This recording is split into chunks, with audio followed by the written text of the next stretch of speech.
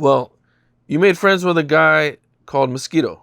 Best friend. Your best friend. Yes. Okay. Talk to me about him a little bit. At one time I couldn't stand him. He was one of them kids in the neighborhood that ride the bicycle, the BMX, and he pop a wheelie and he would ride blocks. One day in school, his mother had bought him a gold teeth. Back then, when you had goals in your mouth, you looked at as a little young player. So we used to go to Popeyes and steal the ashtrays and cut out the little gold teeth to make gold in our mouth, and the girls would be excited. So I'm cutting class one day and I see him and he say something to me and I saw the little, I said, whoa. I said, let me see. He was like, man, stop jocking, and kept walking.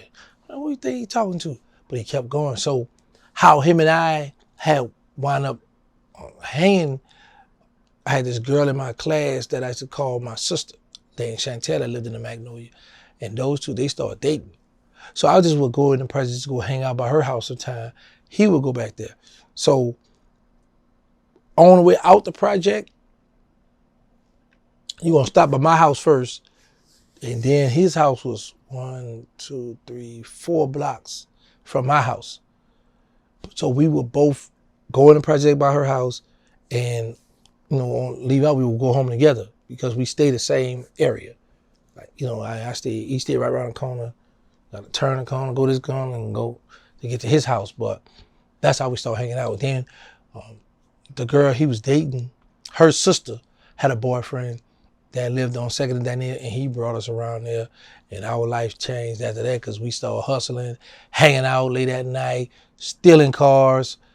But his mother would be kind of strict on him, so sometimes he would go home, but he was the first one out of me and him selling the crack. And then he wound up shooting a guy about trying to rob him out his crack. So it was him and I first hanging together. You and Mosquito become really close. Mm-hmm. Now, at what point do you and him start going on hits together? The first shooting was in '88. But him and I we had done like 4 murders together in the late '80s, early '90s. We had done about 4 or 5 murders together. Mosquito was young and wild. Mosquito was really the wild one. I was more the level head, cool, laid back. But he was the more the, man, come on, let's go. Look, I'm cool, old boy. I know him through my uncle. Like every time I look around, either this his cousin. He had a lot of family members, but they wasn't really his family. You just got this person in the hood. Oh, that's my cousin. Oh yeah, that's my uncle. No, that's my people. They not really related to you. He had a lot of that. So every time I look around, oh man, I got something for you. What's up? Man, old boy around the block or old boy across the avenue, man, they got a hit out on him, man. What's up? Let's go. All right, let's go. So we were young, man, teenagers, real young. 38s. We had little 25s. What are the reasons that these guys are having hits put on them? Not me, but somebody might front a person drugs. And the average person that get fronted maybe like 7 grams, 14 grams, something like that. 9 times out of 10, you're not gonna want to pay this person back because it's not enough money for you once you pay back what you owe.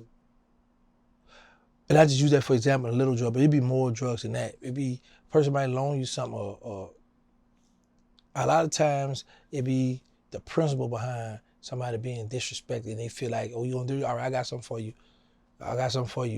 You wanna play? And I would say this, the average person being fronted drugs, unless you're giving this person kilos, it's gonna always be a problem.